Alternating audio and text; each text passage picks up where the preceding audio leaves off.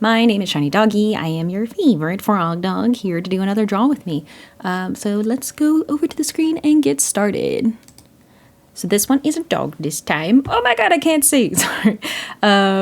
So we were just sketching we as in me. I am plural. I was just sketching out some general bodies. The person who commissioned this said that they wanted like playful, but also to have the foot of Lucky is like a lucky fin, or yeah, sorry. Anyway, this dog's name is Penny. Penny has a lucky fin and is a lucky dog. Trying to say everything at once. But I was trying to make like a playful stance, and I was having a lot of trouble trying to figure out what exactly that would look like. Because there were a lot of different angles, and it's always hard to like decide what angle you're drawing the portrait from. Is it like a straight on, like if you get down and take a photo, or is it like looking down at the dog? Like what perspective does this person want to remember the animal as? I chose one that's like a pretty general, like if you were like eye level with the dog, that's kind of what I was trying to do. I did end up doing one where it would be eye level, but then she goes a little bit more down. So this, I roughed out a general idea of the body, and that was in blue. And then I was like, okay, let's tweak this a little bit more. And then I went over it with the red and moving the legs around because I cannot decide. It's also hard with quadrupeds. Is that it? Four-legged animals. And like you can see me trying to draw that box because you have to place multiple legs. And I have this issue with like chairs and tables a lot where it's like, okay, would that back one even be shown? Or would it just like be hidden? Because sometimes when you're looking at something, it wouldn't show up in the perspective. But then when you're looking at the drawing, you're like, I don't understand. So this is that example of with her foot there, it would be just tucked behind. But then also sometimes I get self-conscious of like, is that little like bit going to be confusing for people to read? So now I'm going through, cleaning up the little bits that I don't think I drew a little heart because I liked it. And then just tweaking things here and there.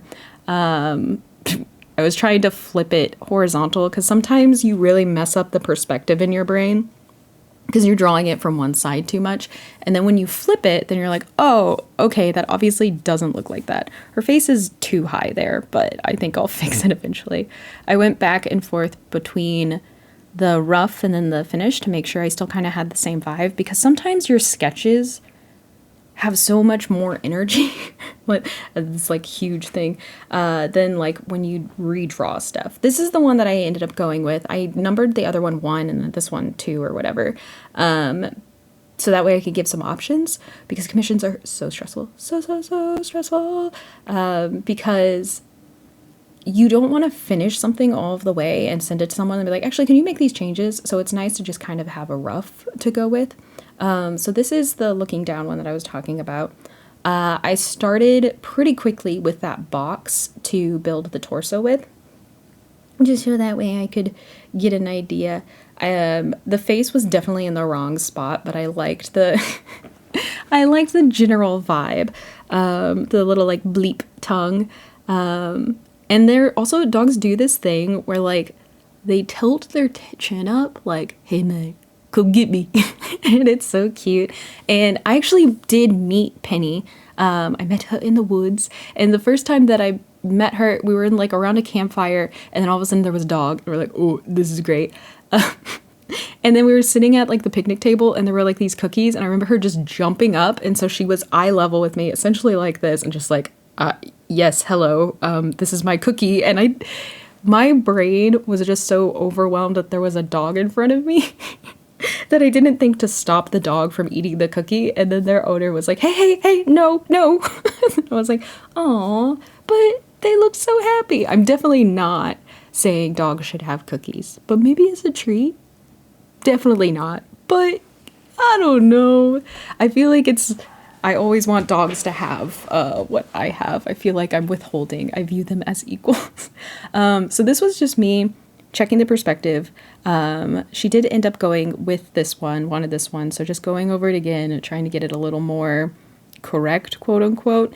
And then I also referenced the original sketch I'm doing the blue and red. I picked that up from animation with just like keyframes, but it helps me differentiate where I'm drawing, because you can do like a gray with like a black line over it, but just having the two different colors for me really helps my brain think. I feel like the tongue wasn't long enough. I hope that I extended it. I don't remember what I did. The muzzles are also so hard because with cartoons, like, look at my face, look at my face. It's so different. I just kind of flatten it. And with this one, I tried to make it more like dog, like what the dog actually really looks like. Another hard thing is I love little dot eyes in the center of big ol' eyeballs. But if you start to do something kind of realistic, it makes it look scary. So she does look a little haunted for a while until I go back in at the end and give her not haunted eyes. But for like a cartoon character, I think this is really cute. But for like a dog, I think it's kind of confusing. And this has the thing where the foot isn't showing, so it looks really funky. But like if this dog was in this pose, you would not see the foot. And then I'm blocking out kind of the pattern on her fur here, just to know for when I start penciling. This I kind of just did a general shading on with like the pencil brush, so that way I could get more of like a traditional kind of look. I didn't want to do super hard outlines. I kind of wanted it to blend all together.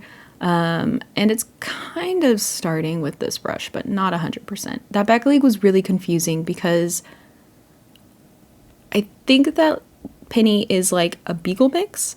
And so beagles do have these like really thick trunk-like torsos, but then they also have like kind of like limber legs. I don't know how to explain it. So I was trying to figure out how to get that expressed without it looking super funky, but also the same thing.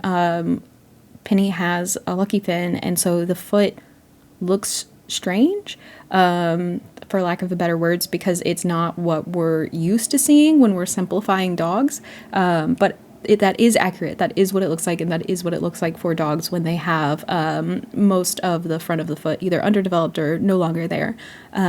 So it looks like there's a part of it that isn't fully rendered, but that is what it is. So here I'm resizing it, because with commissions, people usually print them out and put them in picture frame. So I try and leave like a little bit extra, so that way it can be put in a frame and like there can be some matting. And I was drawing those like negative spaces to get an idea of like what the white's gonna look like, because I'm gonna go in and shade it, and I feel like I was making a funky shape.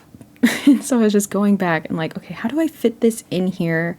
Because it's not going to be centered because it's an asymmetrical pose, but like you can get an idea by playing around with the negative space and the positive the positive space by just doing that overlay that's a glob. And so I was like, okay, I got it placed. There's enough room on the edges. I think that I can get started with the actual pencil tool. So with this first pass of the tongue, I like gave it a little bit of a curve, because even when dogs stick out their tongues, they still kind of curve up like they're about to like lap something. So doing that, looking at the reference photo, looking at the dog. I think that was like a general dog to look at, but it's hard because like the eyes, like I said, I love pupils right in the center, but it also doesn't always translate. Like you can look at Void Frog down there and he's got two little spots, but when you're doing some things a little more realistic, you have to make the compromises. Oof, I need to take a breath. So just watch this for a second. I'm gonna take a breath. Also, sorry if I was overstimulating you by talking way too fast. We're gonna start slowing down so that way this video isn't constant. So she does, I mean, most dogs have, it's not like a jowl, it's like a neck meat sort of thing, because they're not meant in nature to wear collars, but they have this like extra tuft around them. And it's really popular in hunting dogs because like animals would go for their throats and it's like extra hide. It does happen in like puppies or whatever, so that way like they can be grabbed by the nape of their neck and it doesn't hurt them. But in like hunting dogs, they have it like more pronounced to protect them. And I think the thicker torso on these kinds of dogs is to make them more buoyant, so that way they can swim. I'm pretty sure that she's a type of beagle. I could be wrong. I'm pretty sure. It's so hard because my idea of what a beagle is warped by Snoopy. So maybe. And then going back through, making a little thicker on the edges, but I do really like this brush. I feel like it adds a lot of depth and texture to something without having to do a whole lot. And what's nice is you can erase with like a soft round on the edges of things, and it still looks, yeah, like you see right there, it still looks like you went over it with the original line. So I chose, oh my gosh, if only I could talk. I chose this brush so that way I could be a little looser and quote unquote make some mistakes, but like have room to play around with like what exactly I'm drawing. So I'm pretty happy with it. I have since downloaded some different brushes, so I'll explain more with that.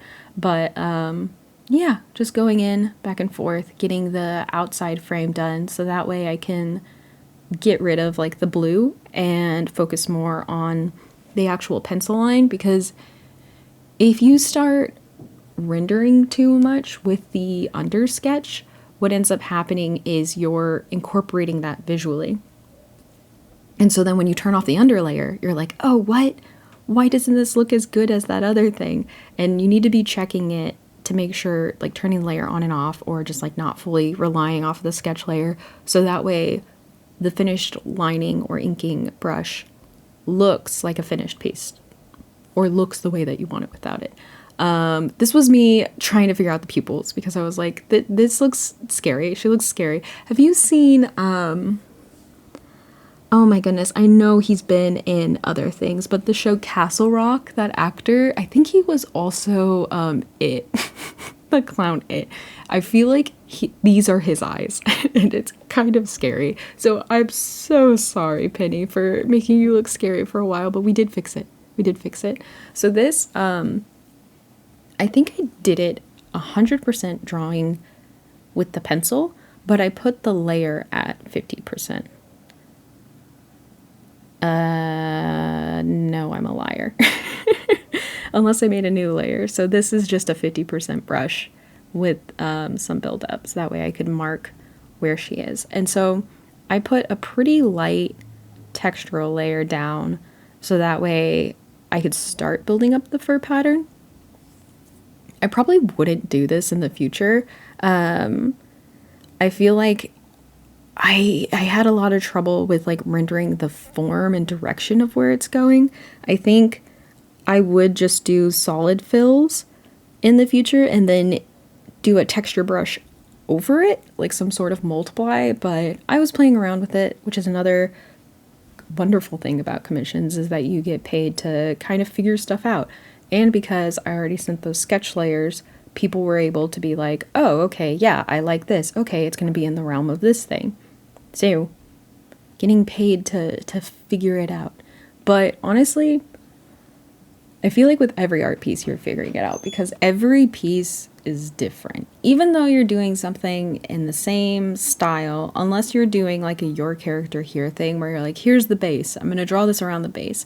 If you're drawing like a brand new pose, your brain definitely has to go into deep think about it mode. So while I'm like, oh, it's great because you get to experiment, I do feel like every piece is experimenting. Some definitely more than others. So I was going around here doing some more thicker lines. I was really struggling with these eyes. I felt like they just looked so creepy. And truthfully, maybe it was that they like looked a little too human. That could be it. And I mean, I did reference that actor, so maybe like that's part of it. But it's fixed in the end. It's something that I was thinking about, and I am proud of myself for not fixating on it too much and still finishing the rest of the piece. Because sometimes you'd be like, oh, I can't get this one thing to render. And you spend hours and hours and hours on it.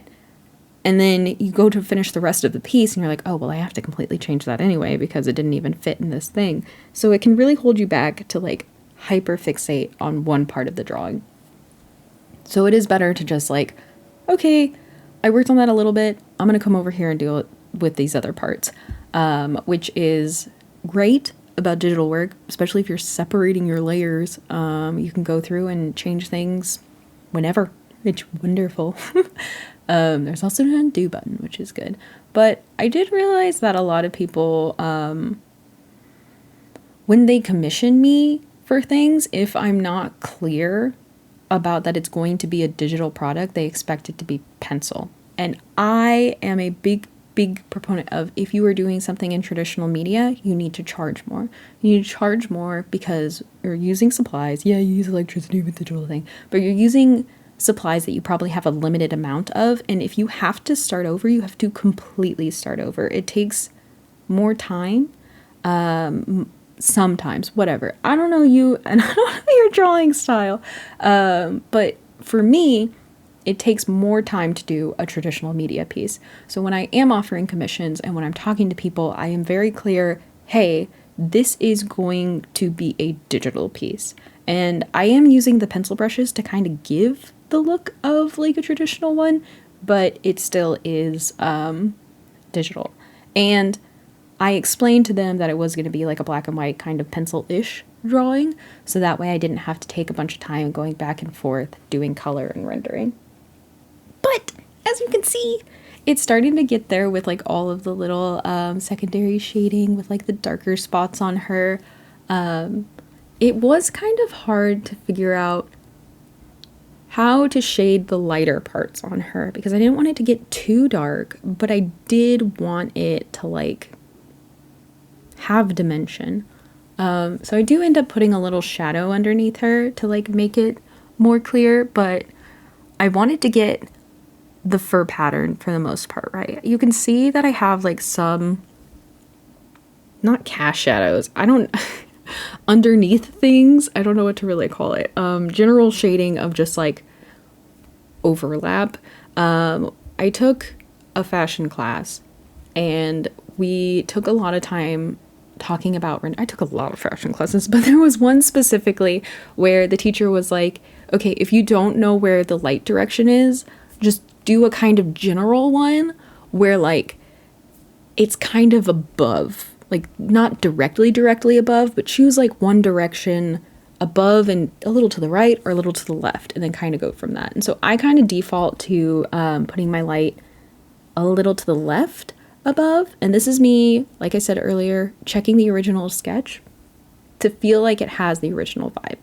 And so then this is me like, okay, I'm done. I'm going to shine it.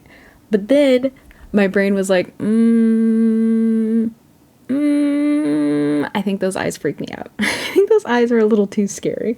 I also hate labels. I hate logos. And so I try and not have my logo too big. Yep, there we go. There's some of the eyes fixed. It's still just like too rendered, still a little too creepy. I think that I did fix it, but I went in because I was like, it just doesn't feel like it's popping enough. So I went in with a little brush and added some extra darks. Like I said, the shading thing. And you can see that it's kind of top left. But I feel like this really helped push it forward. I guess it'd be like taking a pencil sketch and then just like kind of putting a pen to like darken some things. I feel like I just didn't push it far enough. And I think that did it. And it doesn't look as creepy with the dot eyes. Might be a little odd to have rendered the pupils that much, but I wanted it to look more like, hee hee, I'm a baby, rather than like, I am a dog. Even though they do get those crazy eyes when they're doing that. Oh, I forgot. It was also the head was too small, so I made it a little bigger to make her more silly billy-y. And yeah, fixing those eyes because it still needs to be a little more like, and I think I did it. So thank you so much for coming and hanging out. I will let you know when I do the next Draw With Me in the form of uploading. But I do have a Patreon, which you can go check out in the description below. I don't actually know where I'm gonna put it, but we'll figure it out. And I do have a Twitch. Please come hang out with me on Twitch. We stream every so often. There's a Discord. You can join it. You can come hang out. I feel like Twitch is the best way to interact with me and to hang out, because it is long periods of time when I'm there, not condensed and worrying about not getting the neighbors and cars picked up on the mic. So thank you so much for watching. I really appreciate it. And I'll see you later. Goodbye.